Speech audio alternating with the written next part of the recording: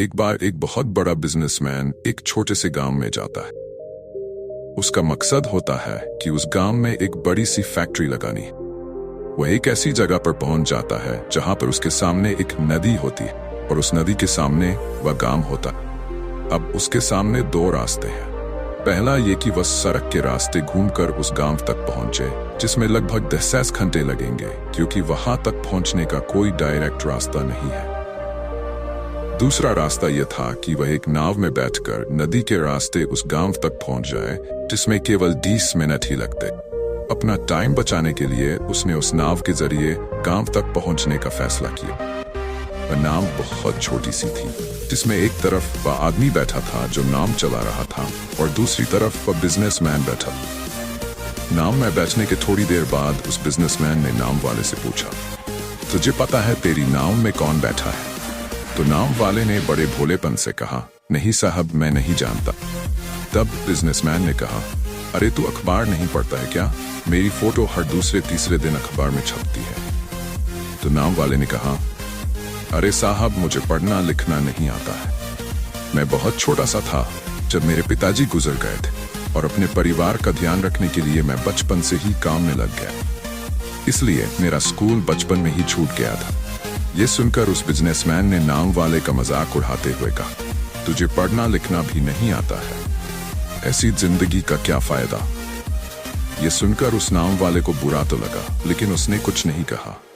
थोड़ी देर बाद वह बिजनेसमैन उस नाव वाले से बोला, भी कुछ दिन बाद ये जो तू सामने जमीन देख रहा है ना, वहां मेरी एक बड़ी सी फैक्ट्री लगेगी जहां पर हम मिनरल वाटर की बॉटल्स बनाएंगे। उस नाव वाले को बात समझ नहीं आई। उसने कहा, किस चीज की फैक्ट्री? तो बिजनेसमैन ने बड़े इरिटेट होकर उससे कहा कि वहां पानी की बोतलें बनेगी जो तेरे गांव में नहीं बिकती लेकिन शहरों में बहुत बिकती है। तब नाव वाले ने कहा, अरे साहब, मुझे कहां पता होगा, मैंने तो कभी इस गांव से बाहर निकला ही नहीं। फिर बिजनेसमैन ने उसके ऊपर हंसते हुए बोला, तू कभी इस गांव से बाहर तक नहीं गया, तुझे पता ही नहीं कि शहर क्या होता है, ऐसी जिंदगी का क्या फायदा? उसकी बात सुनकर नाव वाले को सच में यह लगने लगा कि उसकी जिंदगी किसी काम की नहीं है। यह सोचते हुए उसकी नाव पर से ध्यान हटी और नाव की एक बड़े से पत्थर से टक्कर हो गई, जिसकी वजह से नाव में पानी भरने लगा और नाव डूबने लगा। उस जगह पानी बहुत ही गहरा था और किनारा बहुत दूर था। नाव वाले को समझ आ गया कि अब इस नाव को बचाने का कोई तरीका नहीं है। फिर वह अपनी जान बचाने के लिए नदी में छलांग लगाने ही वाला था। तभी उसने बिजनेसमैन ने पूछा, आपको तैरना तो आता है ना? तो बिजनेसमैन ने घबरा कर पूछा, ऐसा क्यों पूछ रहे हो? मुझे तैरना नहीं आता है। उसकी ये बात सुनकर नाव वाले को हंसी आ गई और बोले, साहब, आपको तैरना तक नहीं आता, ऐसी जिंदगी का क्या फायदा?